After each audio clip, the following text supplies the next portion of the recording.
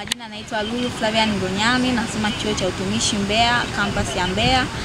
Leo jeshi la zimamoto limekuja hapa chuoni kwetu kutuelekeza kuhusu vitu mbalimbali. Cha umuhimu walituambia kwamba jambo likiwa ndani ya nje ya uwezo wetu tunaweza kupiga simu kwa kutumia namba zao, namba 114, na hapo watakuja mara moja na kwa wakati.